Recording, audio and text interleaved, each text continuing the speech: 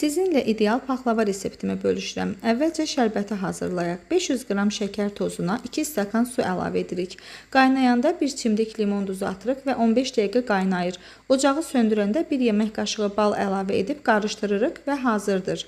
Daha sonra 1 stəkan ilıq südə yarım qaşıq maya və 1 yemək qaşığı şəkər tozu qarışdırıb 5 dəqiqə gözlədirik. 150 qram kərə yağını ərdirik. 1 yumurta və 1 yumurtanın ağını sarısı üzəri üçün saxlanılır və 1 çimdik duz, vanil əlavə edib çırpıcı ilə qarışdırırıq. Daha sonra 4 stəkan un əlavə edəcəm. Ancaq bu unları hamısını birdən əlavə etmirik. Hissə-hissə əlavə edib yumşaq xəmir olana qədər yoğururuq.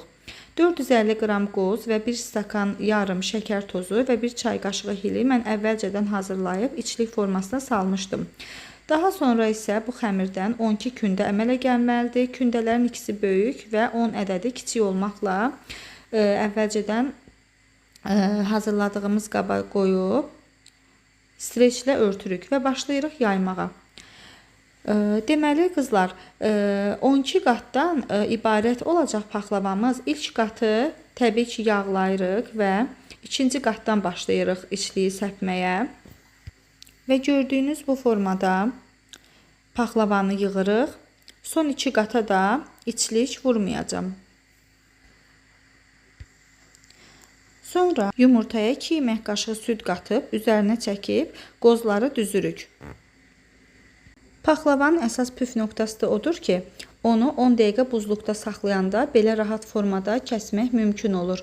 Yoxsa xəmiri kəsəndə istər-istəməz kənarları əyilir, cırılır, xoşagəlməz görüntü əmələ gəlir. Bu formada isə çox rahat kəsilir, heç bir şəkildə də xəmirə zərər gəlmir. Siz istəsəniz qoz əvəzinə fındıq da əlavə edə bilərsiniz üzərinə.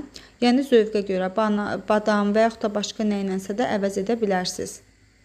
Sobanı əvvəlcədən 160 dərəcədə qızdırırıq və 10 dəqiqə bişdikdən sonra qatların üzərindən keçirik. Əvvəlcədən əritdiyimiz yağın nə qədər qalıbsa onu üzərinə əlavə edirik və bişdikdən sonra bu formada qırmızı rəng aldıqdan sonra qalan şərbəti üzərinə əlavə edirik. Amma tez çıxartmırıq ki, şərbət həmin oyuğa dolub paxlava qurumasın. Nuş olsun.